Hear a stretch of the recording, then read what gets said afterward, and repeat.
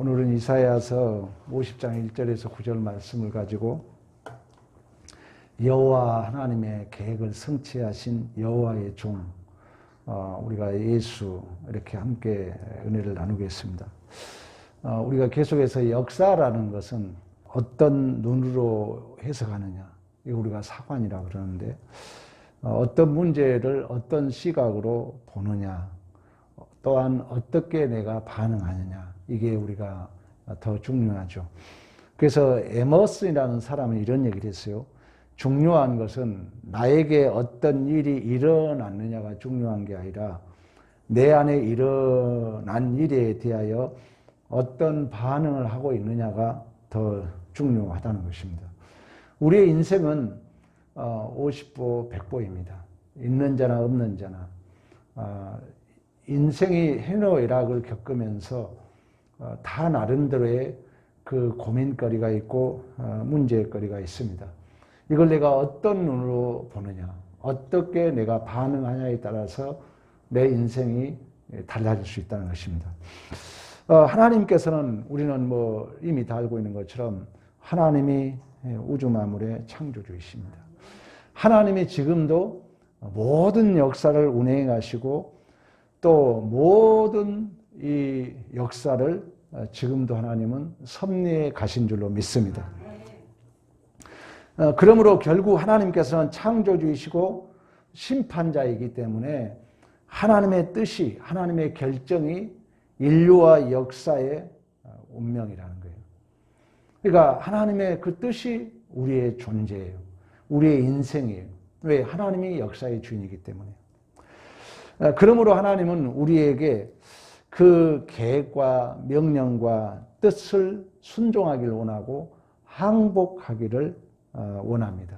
그러나 우리가 여기서 중요한 것은 강압적이지 아니에요. 하나님은 너 이번에 순종하지 않으면 마지막이야, 이런 어떤 심판의 개념이 아니라는 것입니다. 하나님은 우리들의 운명과 역사를 그 결정하신 하나님께서, 우리는 이미 성경을 통해서 배워왔던 것처럼 하나님은 우리의 아버지로 계시기 때문에 하나님이 얼마나 하나님 되심을 통해서 내가 그 하나님 말씀 앞에 항복할 만한 분인가, 내가 얼마만 그 하나님 말씀, 하나님 앞에 내가 순종할 만한 분인가, 이것이 우리에게 순종과 항복의 근거가 되고 있다는 것입니다. 여러분들이 어떤 인간관계를 가졌을 때 내가 그 사람 앞에 내가 어떤 반응을 할 것인가는 내가 그 사람에 대한 그 평가 기준에 따라서 다르잖아요. 하나님이 바로 그런 분이라는 거예요. 우리가 하나님 앞에 순종한다는 것은 그 하나님이 어떤 분이냐는 얘기예요. 하나님이 누구신가를 제대로 안다면은 우리는 그 하나님 앞에 우리의 어떤 그 신앙의 반응이 답을 내릴 수가 있는 것입니다. 그래서 우리가 이 하나님을 먼저 우리가 아는 것이, 우리가 영생에 말씀했던 것처럼 그 하나님이 나에게 어떤 분이냐, 이걸 우리가 알았을 때 거기에 순종할 수 있고 거기에 항복할 수 있음을 성경 우리에게 말씀해 주고 있습니다. 소설가 그 최인호 씨가 그 암투병을 하면서 그 가톨릭 서울 주보에 연재했던 내용을 잠깐 소개하자면은, 그분이 이제 그 죽음의 문턱에 서면서 그 고백한 내용이 뭐라고 하냐면 하나님을 엿장수로 표현해요. 하나님이 바로 엿장수라는 거예요. 그러면서 자기 몸은 지금 암투병을 하고 있지만 내 몸은 그 목판에 놓인 엿가락이다, 그래요. 그러면서 이 엿가락을 가위로 치든 엿치기로 치든 엿장수 주님 뜻대로 하옵소서, 이런 이제 고백을 한 내용이 이렇게 소개된 것을 볼 수가 있습니다. 제가 왜 이런 얘기를 하냐면은 우리의 인생의 여정에도 매인 좋은 일만 있으면 좋으련만 우리 역시 이런 이제 삶의 다양한 그 현실을 겪죠. 내가 서두에 말씀했잖아요. 이의 문제다, 내 반응의 문제다, 내 해석의 문제라고 얘기했던 것처럼 사실 신앙생활이 좋은 일만 있으면 별 문제 없어요. 물론 이제 교만해서 문제지만. 그러나 이제 지금 이 독자들은 지금 이사야 선지자가 이제 북이스라엘 멸망하고 남유다는 멸망 직전이에요. 그러니까 이제 너희들이 포로로 잡혀갈 것이다. 그 가상하에 이제 다시 이제 포로 귀환될 것이다 이 얘기를 하고 있거든요. 그런 것처럼 우리의 인생에도 이 독자들이 바벨론 포로로 간다는 것이 이해가 되지 않았던 것처럼, 우리가 예레미야를 통해서 확인했던 것처럼, 왜 우리가 하나님을 믿는데 하나님의 백성인데 우리가 이방 나라로 포로 끌려가야 되는가? 우리가 하나님을 믿어야 되는데 하나님을 믿고 있는데 내 인생에 왜 이런 일이 벌어지는가? 이런 질문을 할 수 있다는 거죠. 이때 이제 해석에 따라서 어떤 사람은 체념주의에 빠겠죠. 요즘에 여러분 오늘날 시대의 가장 큰 신앙의 문제가 뭐라 했어요? 체념주의, 위선, 가식. 왜? 뭐 해봤자 그러더라는 거예요. 바로 이 독자들이 가질 수 있는 질문이에요. 그래서 우리가 1절에 그 얘기를 합니다. 나 여호와가 이같이 말하노라. 내가 너희 어미를 내보낸 이혼 증서가 어디 있느냐? 내가 어느 죄주에게 너희를 팔았느냐? 하면서 이제 반문을 하고 있어요. 이 말은 뭐냐면은 실질적으로 이제 그 이혼 증서가 있었잖아요. 그러니까 그 아내가 잘못해서 문제가 발생하면은 이제 이혼 증서를 써서 이제 내보내는 거예요. 그리고 당시에는 이제 채무가 차면은 이 채권자가 막 강압적으로 힘의 원리로 닥달하면은 이 아기가 없는 부모라 할지라도 자녀를 실질적으로 이렇게 종으로 이렇게 팔았던 그 역사가 있습니다. 그걸 근거해서 지금 이스라엘 이 백성들의 입장에서는 그 남편이 아내를 이혼 증서를 줘서 쫓겨보낸 것처럼, 또 어떤 채무 문제로 그 부모가 자식을 종으로 파는 것처럼, 이런 이제 어떤 오해, 또 이런 억울한 생각, 이제 들 수 있는 거죠. 우리들도 신앙생활 하다 보면은 약간의 그런, 왜 나에게 이런 어려움이 있을까? 이런 우리가 질문을 가질 수 있잖아요. 그러나 성경의 답은 어제나 오늘이나 하나님은 우리의 아버지 되시며 그 하나님은 우리 우주 만물을 창조하실 때마다 보시기에 심히 좋았더라고 고백하셨던 것처럼, 하나님이 특히 우리를 그 하나님의 형상대로 창조하시고 심히 좋았더라고 말씀하셨던 그 하나님은 여전히 하나님의 하나님 되심으로 존재하시며 그 하나님의 성품을 총동원해서 오늘도 변함없이 우리의 역사를, 우리의 인생을 주관해 가시고 인도해 가시고 간섭해 가신 줄로 믿습니다. 이 믿음만이 세상을 이긴다. 이 믿음만이. 그래서 하나님은 오늘 여러분 2절에 그런 얘기를 합니다. 2절 봅니다. 내가 왔어도 사람이 없었으며 내가 불러도 대답이 없자가 없으며 어찌 됨이냐? 내 손이 어찌 짧아 구속하지 못했겠느냐? 여러분, 우리가 고난을 당하고 우리가 힘든 상황이 있을 때 하나님이 능력이 없어서 그런 현실을 줬겠느냐? 어쨌든 우리가 인생을 살다 보면은 우리 마음대로 우리 뜻대로 되지 않는 많은 것들을 우리가 경험하게 되죠. 하나님이 정말 살아계실까? 여러분들이 이런 질문을 안 가진 수 있어요. 왜? 오늘날 신앙생활이 체념주의에 빠져 있거든요. 뭐 있는 둥 만 둥 그냥 제가 그랬잖아요.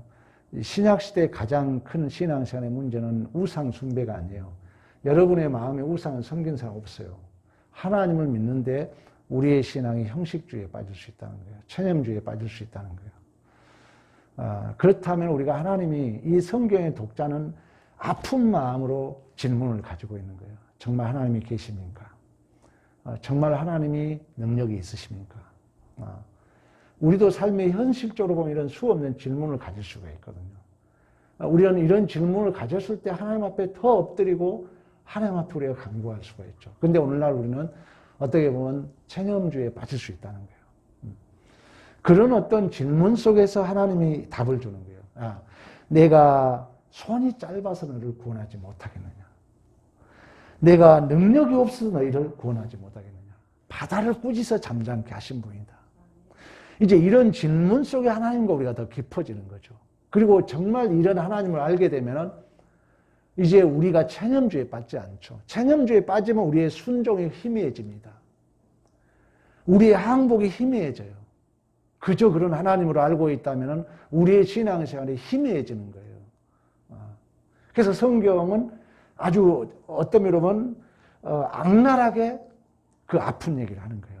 구구절절히 우리의 어떤 그 삶에 진실로 그 어떤 그 아픈 현실을 내가 자하고 인지했을 때만이 우리는 하나님 앞에 더 간절히 찾을 수 있고, 그런 속에서 하나님의 간절함이 만남이 있을 때 우리의 순종이 확연해집니다. 우리의 신앙시간이 확연해질 줄로 믿습니다. 내가 바다와 강들을 마르게 하며 물고기를 악취를 내게 하며, 2절에 그러잖아요. 내가 갈아여 그 고기들을 죽일 수 있고 흑암으로 하늘을 더 입히며 굵은 배로 덮을 수 있는 하나님. 역사의 주인이 하나님이신 줄로 믿습니다. 그래서 우리는 어떤 문제가 있을 때 하나님과 관계를 우리가 더욱 깊이 생각해야 돼요. 하나님이 능력이 없어서 그러신 분이 아니라는 거예요. 하나님이 우리를 외면해서 그러신 분이 아니라는 거예요. 우리가 그래서 역사를 해석할 때 중요한 게 열왕기상 우리 3장 그 두 여인의 이야기를 했던 것처럼. 그래서 하나님이 2절, 1절 여러분 그 하반절에 그러죠. 보라 너희가 너희 죄악으로 말미암아 팔려갔고 너희 어미는 너희 배역함으로 말미암아 내 보냄을 받았느니라. 그러면서 우리가 2절에 내가 왔어도 사람이 없었으면 내가 불러도 대답하는 자가 없었습니다. 사실 우리가 제2의 종으로 갈 수밖에 없었던 것은 하나님을 바라보지 않으면, 하나님을 의지하지 않으면, 하나님의 은혜가 없이는 하나님이 간섭을 안 해도 우리는 죄에 떠밀려 갈 수밖에 없다는 거예요. 그러니까 우리가 제2의 책임은 우리에게 있는 거예요. 하나님이 우리를 바벨론 포로로 보낸 게 같지만 더 적극적 의미는 하나님이 진리이고 하나님이 생명이기 때문에, 하나님이 복의 근원이기 때문에 하나님에게 우리의 인생의 근원을 두지 않으면, 하나님에게 나의 삶의 근거를 두지 아니하면, 여러분 경험하잖아요. 한순간에 내 마음에 온갖 세상이 딱 침투해가지고 여러분 마음 딱 끌고 간 거 경험하잖아요. 오늘의 말씀이 우리에게 말씀, 우리가 바벨론으로 끌려간 게 아니잖아요. 생명의 근원이 어디 있다고 그래요? 마음에 있다고 그러거든요. 우리의 생명의 근원이 하나님에게 근거를 두지 않으면, 하나님을 붙들지 않으면, 하나님의 은혜를 구하지 않으면 어느 순간에 여러분 그 현실적 문제들이 나를 끌고 가버리죠. 그 여기서 이제 체념주의에 빠지면 그러려니 그 순간 내 신앙은 희미해져요. 두리뭉실, 신약시대의 가장 문제, 위선, 가식, 형식에 빠질 수 있다는 거예요.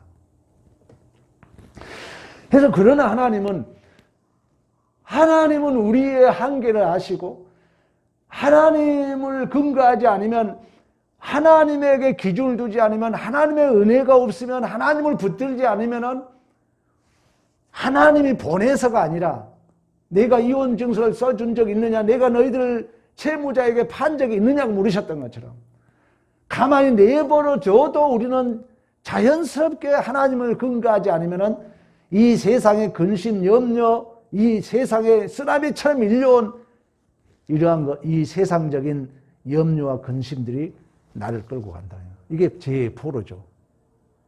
하나님이 이 한계를 안다는 거예요.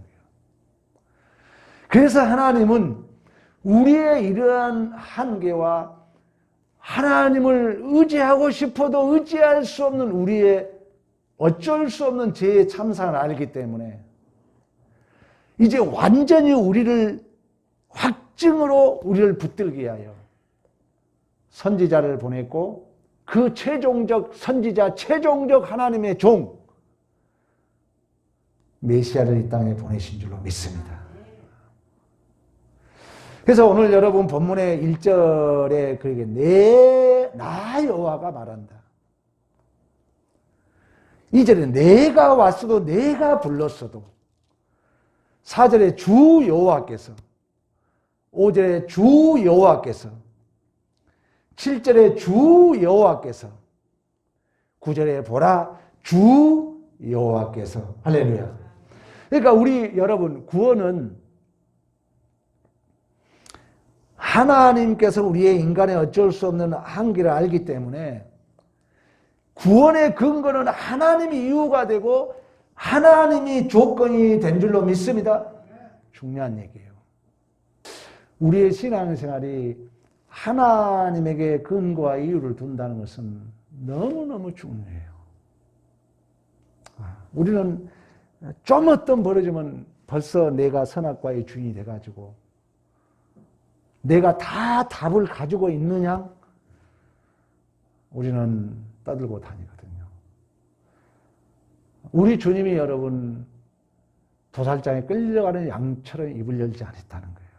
그 말은 또 다른 역설은 모든 해답의 근거를 하나님께 뒀다는 거예요. 이 훈련이 참 쉽잖아요. 그 느헤미야는 그래요. 절대 입을 열지 않아요. 꼭 참아요. 그리고 4개월 후에 그 아닥사스 왕에게 이제 그 말을 하러 가요. 그리고 그 느헤미야는 순간순간 하나님 앞에 기도해요. 기도. 그래서 저는 지금 느헤미야를 하나님의 영원한 비서실장이라는 지금 제목을 정해놓고 설교를 언제 한번 할까 고민 중에 있어요. 하나님이 기준이다. 하나님이 이유가 된다. 하나님이 근거가 된다. 그래서 4절에 그런 얘기를 합니다. 여호와 주 여호와께서 학사의 혀를 내게 주사 나로 궁핍한 자에게 말로 어떻게 도와줄 줄을 알게 하셨다. 이 학사라는 것은 스스로부터 어떤 지식으로 똑똑한 게 아니라 원어적 해석을 해보면은 스승으로부터 가르침을 받는 자예요. 그러니까 이 지금 역설적으로 말하면 메시아를 얘기하고 있는데 선지자를 얘기하고 있는데 하나님의 종을 얘기하고 있는데 그 메시아 사역마저도 그 근거와 기준이 누구에게 있다고요? 하나님께 있는 줄로 믿습니다. 궁핍한 자라는 것은 죄와 세력에 눌려 필절하고 공고하고 지친 자를 얘기합니다. 그를 내가 어떻게 도와줄 줄을 하나님이 알게 있다는 거예요. 가장 중요한 거예요. 하나님에게 근거를 둔다는 것입니다. 5절에도 주 여호와께서 나의 길을 열으셨도다. 이 말도 마찬가지예요. 하나님께서 그 임무를 수행하도록 하나님이 그 임무를 수여하신 줄로 믿습니다. 메시아 사역이 그렇다는 거예요. 오직 하나님이 나에게 임무를 주셨고 하나님이 나에게 입을 열게 하셨고 하나님이 어떻게 도와줄 것을 알게 하신 줄로 믿습니다. 그래서 여러분 하나님께 근거를 두는 거예요. 자, 우리가 어떤 일도 마찬가지입니다. 어떤 일도 마찬가지예요. 하나님에게 근거를 두는 거예요. 사도 바울이 항상 자기를 소개할 때마다 여러분이 서신서를 읽어봐요. 첫 절에 뭘 하냐? 하나님의 뜻을 따라 예수 그리스도의 사도로 부름을 받았다는 거예요. 누구를 근거하고 있는 거예요? 하나님의 뜻에 따라서. 우리가 다 해결되지 않는 문제들이 있어요. 누구를 원망할 수 없어요. 하나님에게 근거를 뒀을 때 나의 이유를, 나의 이 모든 현상을 하나님의 근거를 뒀을 때 또한 그 해답도 하나님과 나와 둘이 문제인 줄로 믿습니다. 누구를 탓할 수 없는 거예요. 누구를 원망할 수 없는 거예요. 그렇지 않으면 여러분 이 현실적인 문제가 어느 날 나를 끌고 간다는 거예요. 지금 이스라엘 백성들이 가질 수 있는 질문입니다. 그래서 하나님께서 보내신 이 선지자, 하나님의 종의 사역, 하나님의 메시아 사역은 이제 여러분 6절 이하에 보면 그런 얘기를 합니다. 나를 때리는 자에게 내 등을 맡겼으며 나의 수염을 뽑는 자에게 나의 뺨을 맡기시며 모욕과 침을 뱉음을 당하여도 내 얼굴을 가리지 아니하였느니라. 아멘. 이 말 여러분 기억나죠? 마태복음에 누가복음에 보면 예수님의 사역입니다. 이제 그 하나님의 백성들의 어쩔 수 없는 한계를 알고 하나님이 그들의 죄의 참상을 감당하게 하여 하나님의 종을 보내요. 근데 그 종은 다시금 하나님에게 근거를 뒀기 때문에 오늘 우리가 읽었던 것처럼 나를 때리는 자들에게 내 등을 맡겼다는 거예요. 쉽게 말하면 내가 지금 맡고 있는데 하나님이 도와줬다 안 도와줬다? 안 도와줬다는 거예요. 수염을 여러분 뽑는 자, 수염은 하나의 우리의 인간으로서 명예를 상징하잖아요. 그런데 이 수염을 뽑는 자에게 그 수염을 맡기고 내 뺨을 맡기고 모욕과 침뱉음을 당하여도 내 얼굴을 가리지 아니했다. 이 모든 사역의 근거가 누구에게 있으니까? 하나님에게 있으니까. 이게 없으면 우리는 못 견뎌요. 하나님이 나에게 주신 사역, 하나님이 나에게 맡긴 사역, 다 해답은 알지 못해요. 왜 이럴까? 다 해답은 가질 수 없어요. 단 이유는 뭐냐? 하나님이 맡겼다는 거예요. 하나님이 주셨다는 거예요. 이 이유만이 전부예요. 그래서 하나님이 전부라 그러는 거예요. 우리의 신앙이. 옳고 그름이 문제가 아니에요. 오직 하나님이 나에게 직분을 주셨어요. 오직 하나님이 이 시간을 허락한 거예요. 하나님이 나의 주어진 그 현실을 주신 거예요. 하나님이 내 남편, 내 아내, 내 자식을 주신 줄로 믿습니다. 그렇다면은 더 이상 이유가 없는 것입니다. 그래서 하나님이 전부라는 거예요. 우리 주님이 그러잖아요. 아버지 이 자를 옮길 수만 있고 옮겨달라 하잖아요. 인간으로서의 권해죠. 왜? 뺨을 맞고 오늘 말씀하고 있는 것처럼 수염을 뽑고 뺨을 때리고 침을 뱉고 나를 때리기 때문에. 그러나 우리 주님은 신약에 그대로 성취되잖아요. 오직 내 뜻대로 마옵시고 아버지 뜻대로 하옵소서. 할렐루야. 여러분 이처럼 메시아의 종의 사역이라는 것은 우리에게 고난이 있고 우리에게 이되지 않는 일이 있다 할지라도 오직 이유가 하나님만이 되는 것입니다. 하박국이 질문을 갖습니다. 하나님은 어찌 응답을 하지 않습니까? 어찌 하나님 나의 기도를 응답하지 않습니까? 어찌 하나님 나에게 제약들을 보게 합니까? 이 폐역한 모습을 보게 합니까? 어찌 하나님 의인들이 악인들로 말미암아 이런 어려움을 당해야 됩니까? 우리 하나님이 답을 줍니다. 묵시의 때가 있다. 너는 기다려라. 그러면서 우리 하나님이 답을 줍니다. 의인 오직 믿음을 말미암아 살리라. 그걸 깨닫는 하박국은 무화과나무에 소출없고 외양간에 소가 없을지라도 오직 여호와로 말미암아 즐거워하고 여호와로 말미암아 기뻐하려고 말씀하셨던 것처럼 여러분의 인생의 이유와 조건이 결과가 오직 하나님 한 분만이 그 이유와 근거와 결과가 되기를 간절히 축원합니다. 그랬을 때 우리는 그 어떤 나의 현실적 문제들이 있다 할지라도 우리는 묵묵히 감당할 수 있는 거예요. 그 모범을 보여준 자가 예수님이에요. 그러면 이제 이 사역을 여러분 우리 입장에서는 어디에서 적용돼야 되냐면은 생명의 관계. 성경적으로 말하면은 이제 부부 관계. 그리고 부모와 자식 간에. 그리고 교회 공동체에서 그대로 적용이 돼야 돼요. 그래서 여러분들이 부모가 자식의 그 어떤 허물을 다 감당해 주잖아요. 또 그대로 여러분 부부간에도 적용이 돼야 돼요. 어떤 거라도 하나님이 주셨다는 주권에서 우리 주님의 모습을 보여줘야 돼요. 남자는 아내는 남편에게, 남편은 아내에게. 그리고 이 생명의 공동체가 실현되는 교회에서도 마찬가지입니다. 우리가 서로가 이런 사역을 감당해야 돼요. 우리 주님이 우리의 한계를 아시고 아버지의 뜻이었기 때문에 기꺼이 감당했던 것처럼 우리가 공동체 안에서도 마찬가지로 여러분들이 이 하나님을 안다면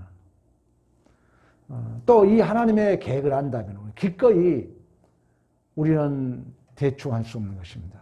우리 주님이 기꺼이 그 하나님의 근거를 두시고 땀을 맞으며 침뱉음을 당하며 그 사역을 감당했던 것처럼. 그래서 우리가 본문으로 다시 돌아와서 우리 7절 봅니다. 7절.